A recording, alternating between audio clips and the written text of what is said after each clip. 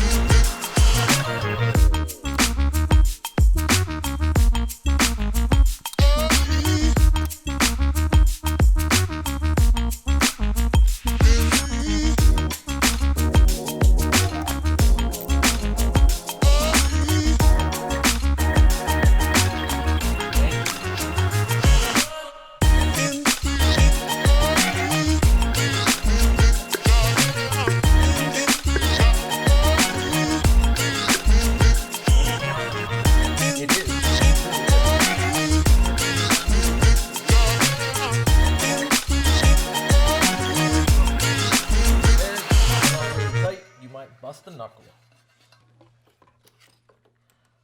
And there's an oil line next, so we got to remove an oil line from the valve cover. It's like a banjo bolt.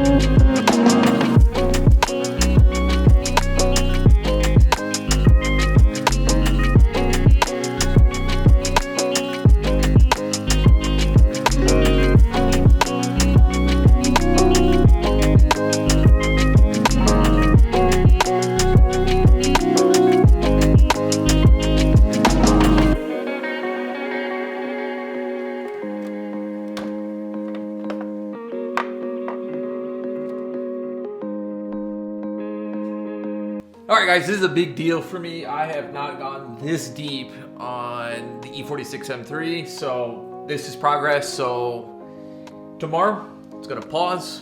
Tomorrow, good friend Mark, he's gonna come. He's gonna teach me how to adjust the valves, and then we're gonna start putting all this back together. So let's Let's get it done. Valve adjustment.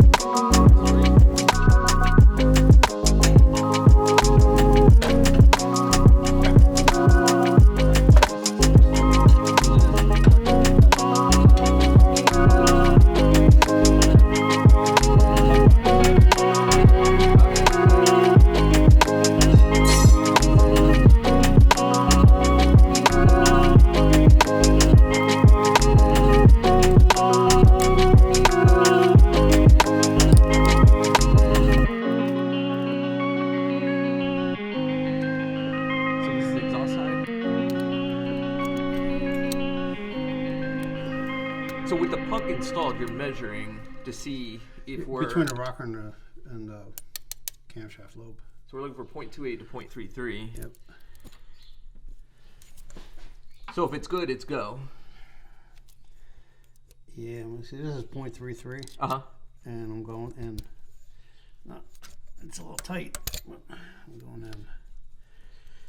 So do we look for the same feel as like on the E30, just that slight drag? Kinda. It's shims though. You can't really adjust them. You're 0.05 of a millimeter each shim.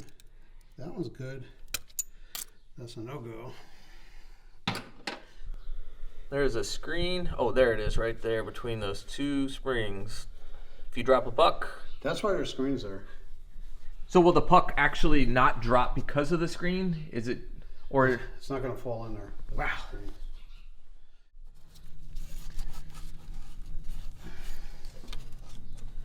This comes up. Okay. Do you need some towels or stuff? No, you'll be cleaning your car. Is this a dirty towel? You could use those. I brought them out. All right, he's going to show you. So this one was it was close. Am I holding this right? Do you want me to hold it? No, it's good. I'm going to be right here. Okay. But Mark knows how anal I am. It's going to be right here. This is the Okay. guy I'm working on. Okay. So I don't know if you can see down in here. Do you want it? Like, baby? No, you're good. Right. Mm-hmm. Okay. Okay. Okay. And then just don't. I'm going to slide the rocker out. Yep, see, watch. He's going to slide the rocker to the side, I'm going right? to try to slide the rocker out. It's not. Here we go. Come on. And It's tricky to get on camera. It's almost like you rocker's need. out. Oh, I see it. Yeah. And now the shim's up here. Look from this side, Jen. So film right. This is a magnet. Turn here. Yep. And then I go fishing and I got a shim. And I'm gonna get this guy over.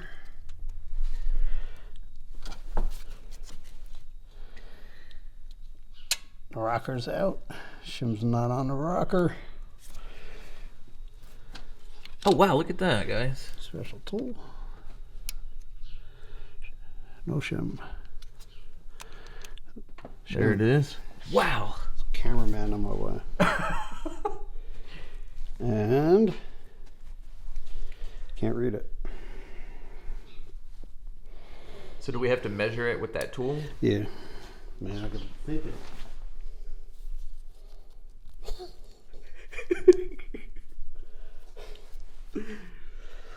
Alright, this is a 1215.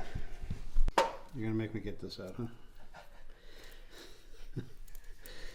I'm not gonna remember the things. So we measured. We're gonna go 0.29. So 0.33 is the high end and 0.28 is the low end of correct valve clearance. Yes. Okay. So 0.33 was no go, so we go down a little bit. And the other one's 0.18. The inlet side's 0.18 to exhaust is 0.28 to 0.33. 0.28. Look, Jen, our whiteboard is working. 0.28. We're not gonna. So we're going to the bottom end of That's and that's the high end. thin and thick. Got it. This is go, no go. And go, no go. So we're good. Over here we got a no go. So We gotta go. So we're good. Nastiness that pucks in. That pucks in. Now this guy turns around and we, what this guy does, there's a rocker shaft right here. I don't know. Oh, yep. Mm-hmm. Okay. That's, It clips on. oh, you see my fingers. The shaft's right there. Uh-huh. That's the shaft. That's the rocker. Got it. And we just slid the rocker over to get the puck out. Got it. And now we're going to put this clip in. Uh-huh. And this clip just keeps this, the rocker shafts from moving.